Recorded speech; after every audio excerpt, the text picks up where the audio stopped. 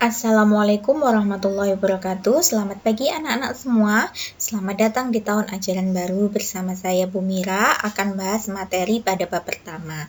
Sebelum dimulai pembelajaran, perlu saya ingatkan beberapa hal tentang protokol kesehatan di masa pandemi ini ya. Yang pertama, tetap gunakan masker, jangan lupa jaga jarak, rajin cuci tangan dan kebersihan diri, tetap jaga kesehatan dengan makanan-makanan yang bergizi. Semoga kita senantiasa diberikan kesehatan. Amin. Tahun ajaran baru telah tiba dengan era baru yang disebut sebagai new normal. Sudah saatnya kita kembali ke aktivitas atau rutinitas belajar mengajar kita, meskipun dengan tata cara yang berbeda ya. Mulai sekarang mari kita siapkan atau kosongkan gelas-gelas ilmu kita supaya apa yang kita pelajari hari ini nanti dapat bermanfaat kelak. Jangan lupa sebelum belajar dimulai untuk berdoa terlebih dahulu. Sempatkan untuk berdoa, kemudian siapkan buku bacaan, buku tulis, dan alat-alat tulis yang lainnya. Nah, langsung saja, mari kita mulai pembelajaran yang pertama kita, cekidot. Pembelajaran kali ini kita mulai dari bab sistem reproduksi manusia.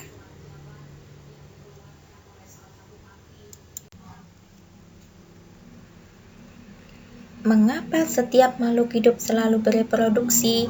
Di sini ada suatu pertanyaan di mana dia mengatakan makhluk hidup itu selalu mengalami reproduksi. Kenapa kok bisa seperti itu? Apa saja makhluk hidup itu? Jadi makhluk hidup itu terdiri dari 3 jenis. Yang pertama itu ada tumbuhan, kemudian hewan, yang ketiga adalah manusia. Dari ketiga-tiganya ini mereka selalu mengalami yang namanya reproduksi. Kenapa kok bisa mereka mengalami reproduksi? Untuk apa mereka selalu bereproduksi? Mungkin ada yang tahu?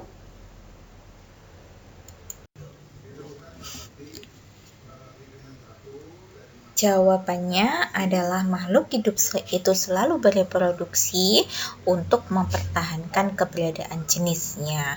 Kalau mereka tidak mengalami reproduksi, lama-kelamaan jenis mereka akan habis. Ketika jenis mereka habis, maka mereka bisa dikatakan akan mengalami kepunahan. Nah, begitu juga dengan manusia. Jadi manusia juga selalu mengalami reproduksi. Tujuannya untuk apa ya? Sama, untuk mempertahankan jenisnya supaya dia tidak mengalami yang namanya kepunahan. Nah, proses reproduksi pada manusia itu dibedakan atas 2 jenis, yaitu laki-laki dan perempuan. Karena manusia sendiri terdiri dari 2 jenis kelamin ya. Selanjutnya yaitu tentang alat reproduksinya pria. Tadi kan manusia dibagi menjadi 2, yaitu pria dan wanita atau laki-laki dan perempuan. Ini pembahasan kita yang pertama itu alat reproduksinya pria. Di dalam video ini sudah ada gambarnya ya, dimulai dari nomor 1 sampai dengan nomor 9. Jadi di gambar juga sudah ada penomorannya. Itu adalah organ-organ reproduksinya pria. Apa saja itu? Nomor 1. Nomor 1 itu disebut sebagai vesikula seminalis. Vesikula seminalis ini merupakan kelenjar yang menghasilkan zat yang bersifat basa. Yang kedua itu ada kelenjar prostat ya, nomor 2 itu namanya adalah kelenjar prostat. Kelenjar prostat ini dia berfungsi menghasilkan cairan bersifat asam. Jadi kebalikan dari vesikula seminalis. Kemudian yang ketiga ya, gambar dengan nomor ketiga itu disebut sebagai kelenjar Cowper. Kelenjar Cowper ini berfungsi untuk melindungi sperma dengan cara menetralkan urin yang memiliki pH asam yang tersisa di dalam uretra. Uretra itu apa? Uretra itu adalah saluran saluran pembuangan urin maupun sperma. Dia berada di nomor 8. Kemudian nomor 4 gambar nomor 4 itu namanya adalah epididymis. Epididymis ini fungsinya sebagai tempat penyimpanan sperma. Jadi setelah sperma diproduksi, nanti setelah itu dia matang. Ketika matang nanti dia akan disimpan di epididymis sebelum dia disalurkan. Nah, selanjutnya masih sama tentang reproduksinya pria ya. Kita lanjutkan mulai dari nomor 5, yaitu skrotum. Skrotum ini dia berfungsi untuk melindungi testis. Kemudian nomor 6 itu namanya adalah testis. Testis itu berfungsi menghasilkan sperma dan hormon testosteron. Nah, hormon testosteron ini sendiri adalah hormon yang hanya ada pada kaum pria. Dia biasanya bertugas atau berfungsi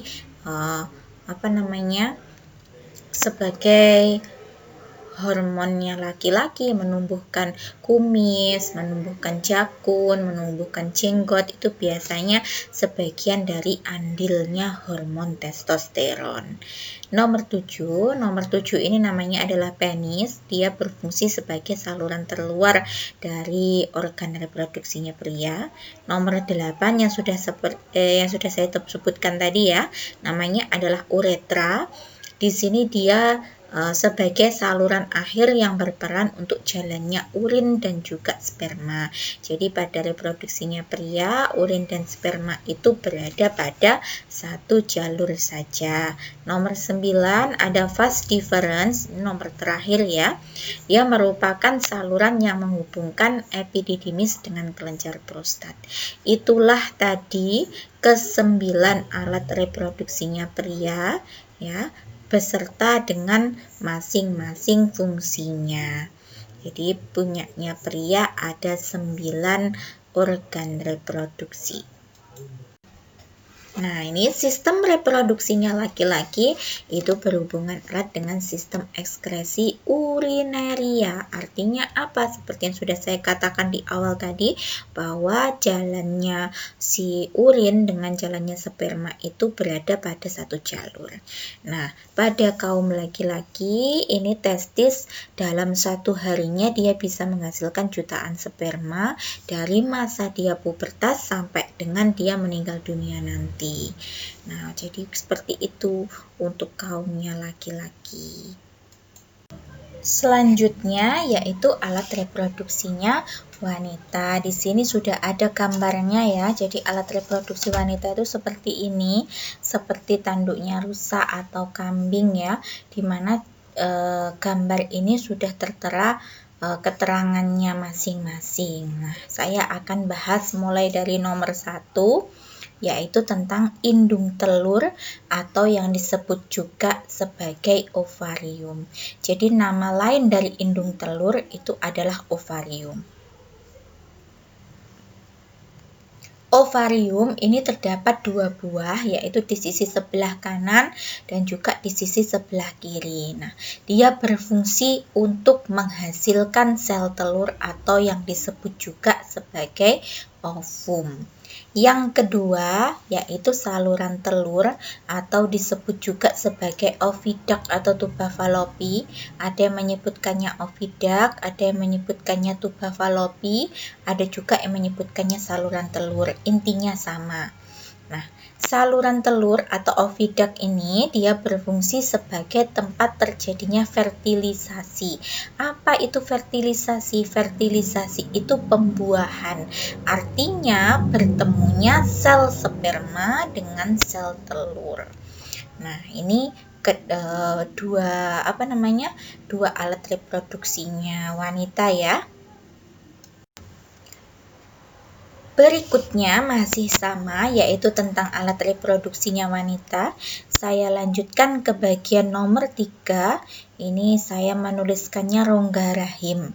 Rongga rahim itu disebut juga sebagai uterus. Uterus ini berfungsi sebagai tempat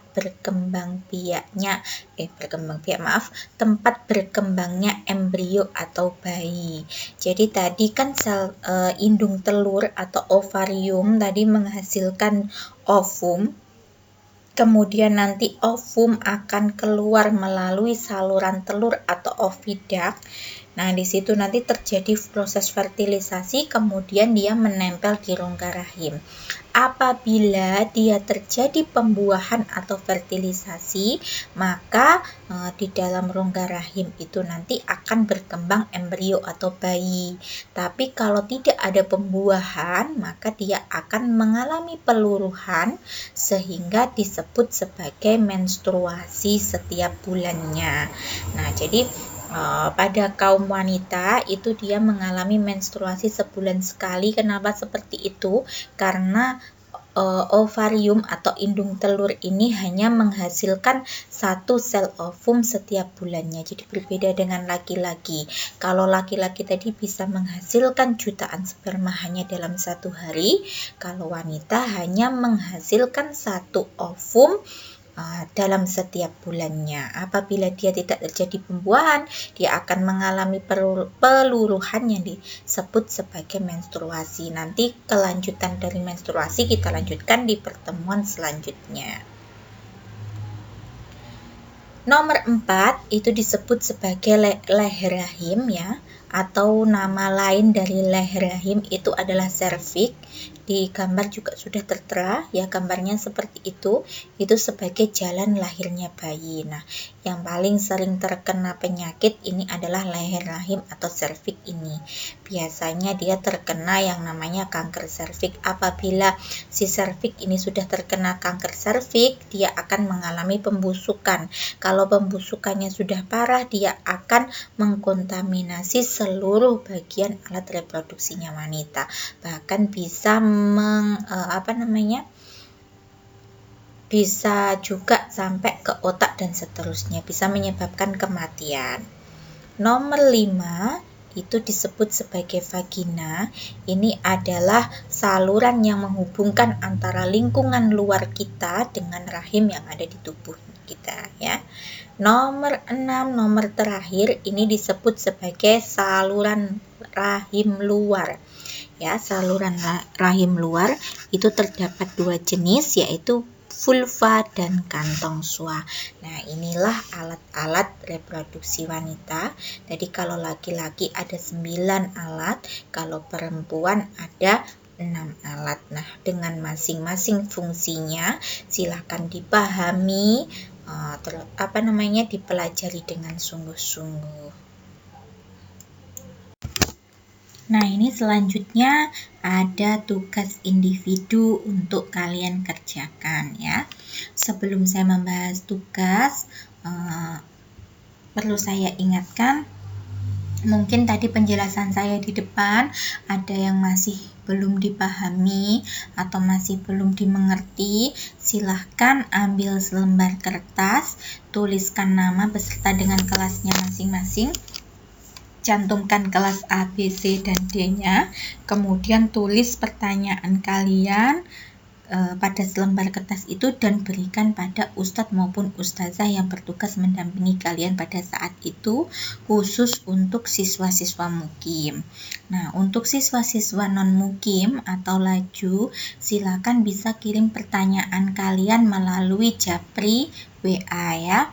Nanti pertanyaan-pertanyaan yang akan kalian sampaikan ke saya akan saya jawab di pertemuan selanjutnya. Nah, ini tugas individu untuk kalian untuk menyebutkan bagian-bagian alat reproduksi sesuai dengan nomor urut beserta dengan fungsinya masing-masing ya. Ditulis di buku tugas dan dikumpulkan minggu depan. Nah, di sebelah sisi kiri ada alat reproduksinya laki-laki, sisi kanan ada alat reproduksinya perempuan. Itu nanti silahkan sebutkan satu sistem reproduksi laki-laki dimulai dari nomor 1. Misal gambar nomor 1 itu misal namanya adalah epididymis. Berarti 1 epididymis. Fungsinya epididymis apa? Nah, itu sebutkan nomor 1 sampai dengan nomor 9. Begitu juga dengan bagian sisi kanan, sebutkan nomor 1 sampai dengan nomor 5. Apabila kalian memungkinkan untuk mengeprint gambar, boleh silahkan gambarnya di-print, dipotong, dan ditempel di buku tugas. Kemudian keterangan 1 sampai dengan nomor 9 silahkan tuliskan di bawahnya gambar. Mungkin ada juga yang hobi gambar ya, mau digambarkan di buku tugas boleh, sama keterangannya silahkan letakkan di bawahnya gambar. Apabila memang tidak memungkinkan untuk menggambar sendiri ataupun mengeprint, silahkan dikerjakan sesuai dengan instruksi awal saya yang tadi. Bisa dimengerti ya?